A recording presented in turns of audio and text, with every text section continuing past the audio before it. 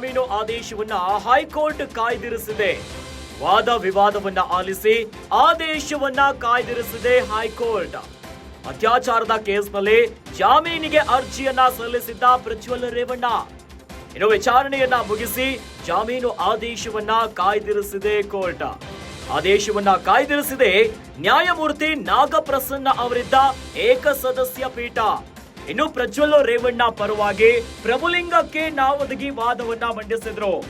ಅರ್ಜಿದಾರರು ನ್ಯಾಯ ಪ್ರಕ್ರಿಯೆಯಿಂದ ತಪ್ಪಿಸಿಕೊಳ್ಳೋದಿಲ್ಲ, ನ್ಯಾಯಪೀಠ ವಿಧಿಸುವಂತಹ ಷರತ್ತುಗಳಿಗೆ ತಲೆಬಾಗ್ತಾರೆ ಅಂತ ಕೇಳ್ತಾರೆ. ಜಾಮೀನು ಮಂಜೂರು ಮಾಡಬೇಕಂತ ವಕೀಲ ನಾವದಗಿ ವಾದವನ್ನ ಮಾಡಿದ್ರು.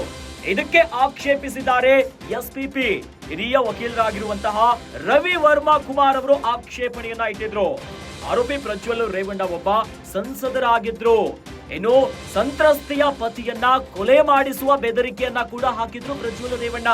ಇದರ ಜೊತೆಯಲ್ಲಿ ಅಶ್ಲೀಲ ವಿಡಿಯೋ ರಿಲೀಸ್ ಮಾಡುವ ಬೆದರಿಕೆಯನ್ನ ಕೂಡ ಹಾಕಿದ್ರು. ದೂರು ದಾಖಲಾಗದಿದ್ದಂತೆ ಪ್ರಜ್ವಲ್ ರೇವಣ್ಣ ದೇಶವನ್ನ ತೊರೆದಿದ್ರು. ಇನ್ನು ಈವರೆಗೂ ಕೂಡ ಅವರ ಫೋನ್ ತನಿಖಾ ಅಧಿಕಾರಿಗಳಿಗೆ ನೀಡಿಲ್ಲ ಪ್ರಜ್ವಲ್ ರೇವಣ್ಣ. ಹೀಗಾಗಿ ಜಾಮೀನು ಮಂಜೂರು ಮಾಡಬಾರದು ಅಂತ ಪ್ರಬಲವಾಗಿ ವಾದ ಮಾಡಿದ್ದಾರೆ ಎಸ್ಪಿಪಿ. ಇನ್ನು ವಾದ ವಿವಾದವನ್ನ ಆಲಿಸಿ ಆದೇಶವನ್ನ ಕಾಯ್ದಿರಿಸಿದ್ದಾರೆ ನ್ಯಾಯಮೂರ್ತಿಗಳು. ಪ್ರಜ್ವಲ್ ರೇವಣ್ಣ ಲೈಂಗಿಕ ಹಗರಣಕ್ಕೆ ಸಂಬಂಧಪಟ್ಟಂತೆ ಪ್ರಜ್ವಲ್ ರೇವಣ್ಣ ಅವರ ಜಾಮೀನು ಆದೇಶವನ್ನ ಹೈಕೋರ್ಟ್ ಕಾಯ್ದಿರಿಸಿದೆ. ವಾದ ವಿವಾದವನ್ನ ಆಲಿಸಿ ಕೋರ್ಟ್ ಈಗ ಜಾಮೀನಿನ ಅರ್ಜಿಯ ಆದೇಶವನ್ನ ಕಾಯ್ದಿರಿಸಿದೆ. ಅತ್ಯಾಚಾರದ ಕೇಸ್ನಲ್ಲಿ ಜಾಮೀನಿಗೆ ಅರ್ಜಿಯನ್ನ ಸಲ್ಲಿಸಿದ್ರು. ಇನ್ನು ವಿಚಾರಣೆಯನ್ನ ಮುಗಿಸಿ ಆದೇಶವನ್ನ ಕಾಯ್ದಿರಿಸಿದ್ದಾರೆ. ನ್ಯಾಯಮೂರ್ತಿ ನಾಗಪ್ರಸನ್ನ ಅವರಿದ್ದಂತಹ ಏಕಸದಸ್ಯ ಪೀಠದಲ್ಲಿ ವಾದ ವಿವಾದಗಳಾಯಿತು. ಇವೆಲ್ಲವನ್ನ ಆಲಿಸಿ ಈಗ ನ್ಯಾಯಮೂರ್ತಿಗಳು ಆದೇಶವನ್ನ ಕಾಯ್ದಿರಿಸಿದ್ದಾರೆ. ಇನ್ನು ಪ್ರಜ್ವಲ್ ರೇವಣ್ಣ ಅವರ ಪರ ವಕೀಲ ಪ್ರಭುಲಿಂಗ ಕೆ ನಾವದಗಿ ವಾದವನ್ನ ಮಾಡಿದ್ರು. ಇನ್ನು ವಾದವನ್ನ ಮಾಡುವಂತ ಹೊತ್ನಲ್ಲಿ ಜಾಮೀನು ಮಂಜೂರು ಮಾಡಬೇಕು ಅಂತ ವಾದವನ್ನ ಮಾಡಿದ್ರು.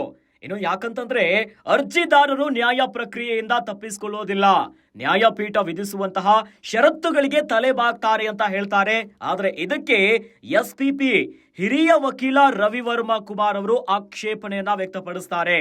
ಯಾಕಂತಂದ್ರೆ ಆರೋಪಿ ಆಗಿರುವಂತಹ ಪ್ರಜ್ವಲ್ ರೇವಣ್ಣ ಒಬ್ಬ ಸಂಸದರಾಗಿದ್ರು. ಜೊತೆಯಲ್ಲಿ ಸಂತ್ರಸ್ತೆಯ ಪತಿಯನ್ನ ಕೊಲೆ ಮಾಡಿಸುವಂತಹ ಬೆದರಿಕೆಯನ್ನ ಹಾಕಿದ್ರು. ಇನ್ನು ಅಶ್ಲೀಲ ವಿಡಿಯೋವನ್ನ ರಿಲೀಸ್ ಮಾಡುವಂತಹ ಬೆದರಿಕೆಯನ್ನ ಕೂಡ ಹಾಕಿದ್ರು. ಯಾವಾಗ ಪ್ರಜ್ವಲ್ ರೇವಣ್ಣ ಅವರ ಮೇಲೆ ದೂರು ದಾಖಲಾಗುತ್ತೆ ಆಗ ದೇಶವನ್ನ ತೊರೆದಿದ್ರು. ಈವರೆಗೂ ಕೂಡ ಪ್ರಜ್ವಲ್ ರೇವಣ್ಣ ಅವರ ಫೋನ್ ಅನ್ನ ತನಿಖಾ ಅಧಿಕಾರಿಗಳಿಗೆ ನೀಡಿಲ್ಲ. ಹೀಗಾಗಿ ಜಾಮೀನು ಮಂಜೂರು ಮಾಡಬಾರದು ಅಂತ ಪ್ರಬಲವಾಗಿ ವಾದ ಮಾಡಿದ್ದಾರೆ. ಇನ್ನೆಲ್ಲ ವಾದ ವಿವಾದವನ್ನ ಆಲಿಸಿ ಆದೇಶವನ್ನ ಕಾಯ್ದಿರಿಸಿದೆ ಕೋರ್ಟ್.